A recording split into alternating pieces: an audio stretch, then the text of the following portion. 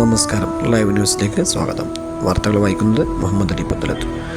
ഏറെ നാളത്തെ കാത്തിരിപ്പിന് ശേഷം നമ്മുടെ കിനാശ്ശേരിയിലെ റോഡിൻ്റെ പണി ആരംഭിച്ചു എന്നുള്ള സന്തോഷത്തിലാണ് നാട്ടുകാർ. എങ്കിലും അതിശക്തമായ മഴയിൽ ചെയ്യുന്ന ഈ റോഡ് പണി എത്രമാത്രം കുറ്റമറ്റതാവും എന്നുള്ളതാണ് ജനങ്ങളിൽ ആശങ്ക വരുത്തുന്നത്.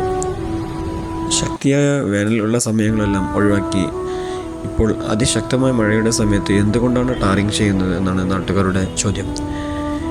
ഇത്രയധികം കോരിച്ചൊരിയുന്ന മഴയത്ത് നിങ്ങൾക്ക് വീഡിയോയിൽ കാണാൻ സാധിക്കുന്നതാണ് എങ്ങനെ ടാറിങ് അതിൽ ശരിയായ രീതിയിൽ അവിടെ ഫിക്സ് ആവും എന്നുള്ളതാണ് നാട്ടുകാരുടെ ചോദ്യം.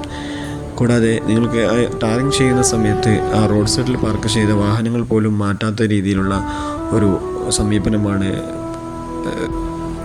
റോഡ് എഞ്ചിനീയറുടെ ഭാഗത്തു നിന്നുണ്ടായത് എന്നുള്ളത് വളരെ ഖേദകരം. Mankavu Kalpaka theatre Kulangarapeedika link road already അവിടെ ഒരു വർക്ക് നടന്നുകൊണ്ടിരിക്കുന്നത്. ഭാഗ്യമായി ആ റോഡ് അടച്ചിട്ടിരിക്കുന്ന അവസരത്തിൽ ഈ റോഡ് പണി തുടങ്ങിയത് വളരെയധികം യാത്രാ ദുരിതം ഉണ്ടാക്കി. മണിക്കൂറുകളോളം റോഡുകൾ സ്തംഭിച്ചു. ശാസ്ത്രീയമല്ലാത്ത രീതിയിൽ ശക്തിയായ മഴ കോരിച്ചൊരിയുമ്പോൾ അതിൻ്റെ മുകളിൽ ടാറിങ് ചെയ്യുന്നത് എത്രമാത്രം അത് ഫലവത്താവും എന്നുള്ളതാണ് നാട്ടുകാരുടെ ആശങ്ക. നമ്മൾ കഴിഞ്ഞ ദിവസങ്ങളിൽ വാർത്തയിൽ ശ്രദ്ധയിൽപ്പെട്ടതാണ് ആറുവരിപ്പാതയുടെ ചില ഭാഗങ്ങളിൽ റോഡ് ഡാമേജായ ഇതുപോലുള്ള ശാസ്ത്രീയമല്ലാത്ത രീതിയിലുള്ള റോഡ് പ്രവർത്തനങ്ങളാണ് ഇത്തരം അപകടങ്ങൾക്ക് കാരണം എന്നുള്ളത് കൂടി ഈ അവസരത്തിൽ യാത്രക്കാരും ജനങ്ങളും ചൂണ്ടിക്കാണിക്കുകയുണ്ടായി.